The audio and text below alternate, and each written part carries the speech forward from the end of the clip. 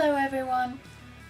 Well, recently I've been thinking a lot about how the most beautiful thing in this world is just covering us with problems in the term of its execution. I'm talking about love.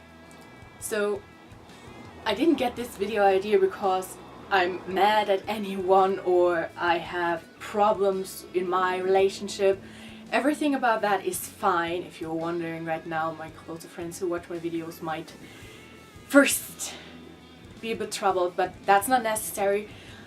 The reason for this is because I watched Black Mirror, this Netflix series which has a new season now, and I've been watching the new season, and then I came across episode 4. Spoiler alert, I will tell you the end right now. It is about a computer simulation of a dating app that goes through scenarios in which the two people will stay together, even so much that they will rebel against the system to break out to be together. And in the end there was a big cyber room where only the few people who this was about were standing in. And then I wondered, all these scenarios, they had 1,000 scenarios I think that they had run through this dating app to get out the number, the percentage of how greatly those two people would match together. And so I was like, well, if they have this many scenarios and each of them will have been different, and in this scenario that they have shown, they were both going through a lot of relationships. Some were bad, some were good, and that made me think, this whole love thing is actually quite complicated. And I took a bit more thoughts about this, so I wrote some down. And I'm going chronologically from crushing over first love, über marriage, until till death. Like, that's that thing.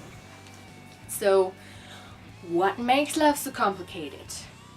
So, first, you just hit puberty, your hormones are getting totally crazy, and there are so many people that you could find attractive in all different ways. Like, that guy has a beautiful nose, or he's so tall, or he's got muscles, or even you might already feel like you're homosexual, like, oh my god, this girl, I love her hair, or something like that. Maybe the smile, if a person smiles, that can be very, very attractive, but that's not the point. So there are very, very, very many people that you can think, oh, I could imagine a relationship with that person, and you start crushing on them. And then you start overthinking, oh god, should I talk to this person? I'm too young. My parents will kill me if I have a boyfriend. Or all these things. And then there's also the fear of rejection. What if he doesn't want to be with me when I talk to him? Well, that's a terrible thing, this fear. All this fear that happens in connection with love. There's a lot. And it gets more complicated and serious even than the fear of rejection, because that's a fear you can overcome, because there's not really a reason to fear it. Because even if you go to that person and you ask them, hey, you want to be my boyfriend, and they say no, there is plenty of fish in the sea, and even as a sloth you can find someone who fits you. The next thing is, this is especially when you're very young and you have been crushing on some people already, and also when some of your crushes gets into a relationship, then you have this fear of missing out. This, oh no, I love him, now he's got a girlfriend and now I will never be with him and I will always be alone. And this is a fear of missing out in this part, actually. Like, you deeply want to be in a relationship because that's what society is telling you to be the only thing that makes you happy. So you got that. Then the state in that I currently am the first love. Yes, I'm 19 years old and it's the first love. I count first love as the first love that could actually lead to something in your future. I'm in a relationship the first time. And this is already the point where you might think about, oh my god, I want to spend my life with this person. But if it's your first relationship, I find some problems in that. When I'm thinking about it in a rational way, then I have this feeling that it might be a bit too early. With the first relationship you say, okay, I could live with that. Let's stay this way. I don't see many people doing that nowadays, so I kind of feel a bit skeptical about it. Also, no one is flawless, so there might be people you meet along the way who might have other flaws, and the flaws that are not the ones that your current relationship has. So you might go for them and end your relationship, but I think the real flaws of the people only come out if you first get into a relationship with them and start discussing and arguing, which is normal. And I don't think that you should end any relationship because you think that someone else is a bit better. The breaking up. If you really realized it's not good and it won't function this way, but you might have been with this person forever. Like, I know a couple that was together like 5 or 7 years and then suddenly they broke up. Well, for all the other people it was suddenly, but they talked about it before. I couldn't really understand it because I'm in this relationship, the first relationship, and at that point it was only the first year, so I couldn't understand it. In my relationship and everything was going quite great, and they broke up, and I kind of started worrying really, because I saw this and I thought, oh my god, they are breaking up and they've been together for so many years. What if the first relationship is really not the relationship to stay in? And so other parts that might get into the way of breaking up is you might be married to the first person you ever met. If you're crazy or have been lonely a very long time, you might really try to get a hold on that person and marry them. You might even have kids, which would lead to it being hard to split up because you have to visit the kids. The kids have a right to see both the parents, and you may have to pay for the kids when they don't live in your house, which can be quite shitty, I believe, even for the kids. The last thing is mutual friends that you might have together. Yeah, you might lose them, or you might make it complicated for them to stay at a party or something like that. So, after your first love ended, you might go through some in-between relationships. They might be good, they might be bad. I never had an in-between relationship ever because I'm still in my first relationship, so maybe I'm not the right person to make this video right now, but I have thought about this like for 2 days straight. Yeah. So, and the thing with the in-between relationships is that they all end, but you don't know from the start which one will last to the end, which would be your final decision, the person you end up marrying. How could this relationship with the marriage end?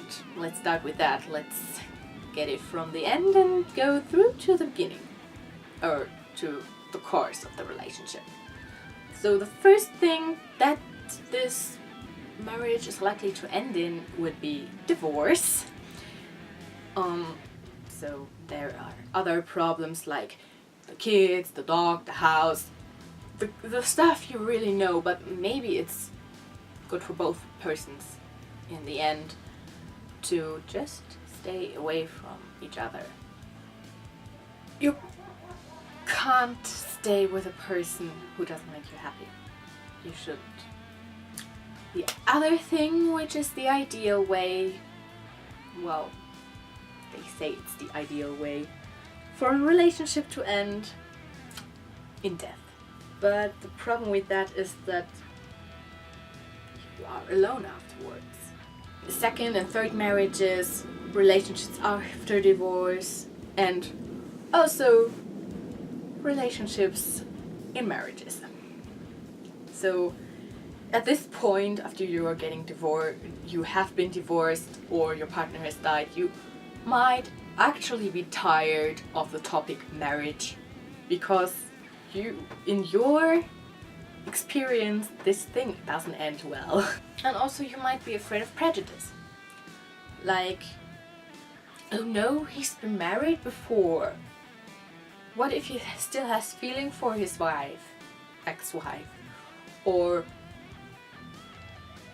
when he's died? Or what if there will be problems with the kids, or the house, or the money they'll have to pay for their ex-partner? That would be a problem.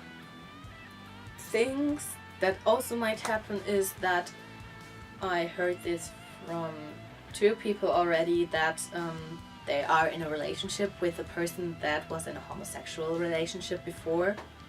And I heard people asking them, and then people were asking them, well, the partner, how can you be in a relationship if you know that he or she has also had feelings for another man / woman, respectively? And I must say, does it really matter?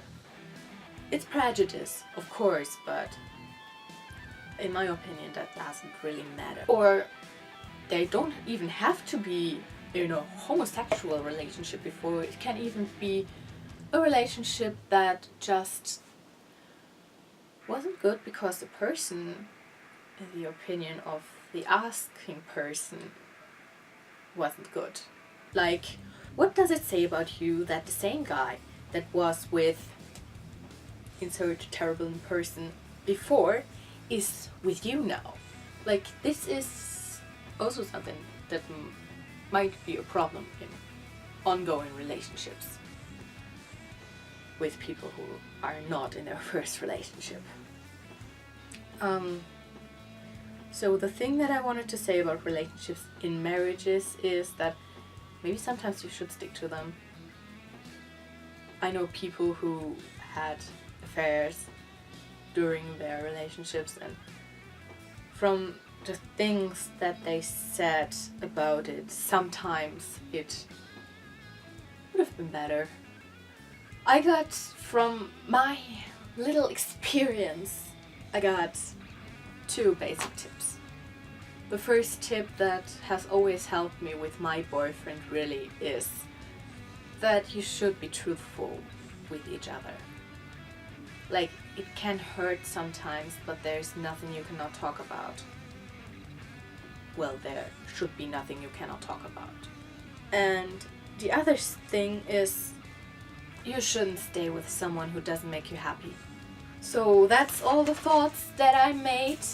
I hope you found this video interesting. It's kind of different from what I usually do.